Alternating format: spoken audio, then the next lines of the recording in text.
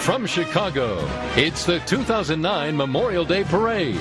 And now, here are your hosts, Leah Hope and Robbie Beischwald.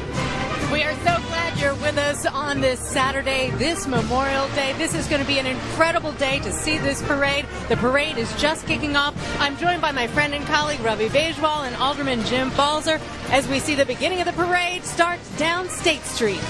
And I'd like to invite everyone to the opening ceremonies on September 15th at Soldier Field between 12:30 and 3:30. Please come down and say thank you to these men that have earned the Medal of Honor, our nation's highest award for valor. So we'll have folks from all across the country all across the country coming here. I believe there's about 90 Medal of Honor recipients that will be attending the convention here in Chicago.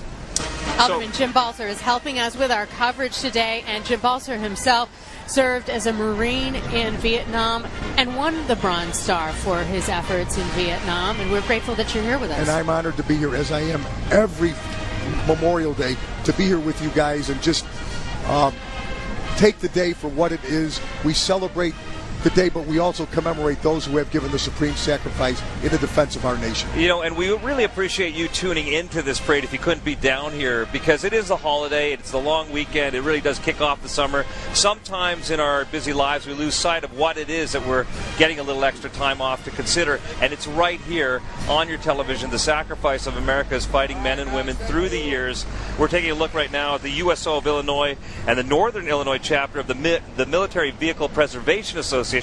Great vehicles through the years. All the Jeeps really haven't changed all that much. Well, and a lot of work to keep these vehicles going. And they've only got a few blocks to go today, but this means that these vehicles are in operation. So thank you for all that these men and women do with the USO. They've got that familiar hum, don't they? That USO, I can't emphasize enough to thank them enough. The volunteers, the USO, how they help those serving in the military and their families.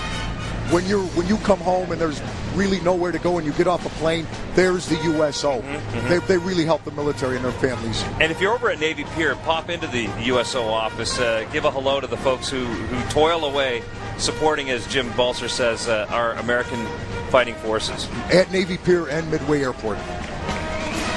So we were seeing that was a Dodge M37, and now we have one of the vehicles representing the disabled veterans. Of course, we have so many women who have served and have come back disabled, and we want to honor their service as well, and so grateful that they're able to be with us. We've seen several folks who are participating in the parade, some of them on crutches, and they are determined to walk the entire length of this parade. We saw the Korean veterans a little bit earlier as well, and you know, that reminds us that, let's face it, we're about to get a whole new wave of veterans coming back with a range of maladies from the war, and we have to take good care of them and ensure the support services are available to them as well. That's through the VA and the Illinois Department of Veterans Affairs, and to make sure that all these veterans are returning, have a place to go like the VA and like the Illinois Department of Veterans Affairs. And we were talking about the origins of Memorial Day. Now, this goes back to the Civil War, when it was really an unofficial day. It was for those who had given their lives in the Civil War. Flowers would be laid on their graves, and it became known as Decoration Day. And this evolved into now what we know as Memorial Day. And the poppies that is a symbol of that day. The poppies are important for the VFW, but also General Logan from our own state was the first one to have a proclamation honoring Memorial Day, and the statue of him on 12th in Michigan. That's right. And in other countries, it's interesting. The poppy is really a universal symbol, at least in the Western industrialized countries. Other countries, you wear your poppy at different times of the year around Armistice Day in November. And perhaps that is something we'll start to see a little bit more of, not just as a fundraising event, but as a true way of showing that you're remembering. Ravi, I've got to hand it to you on that one, to say Armistice Day.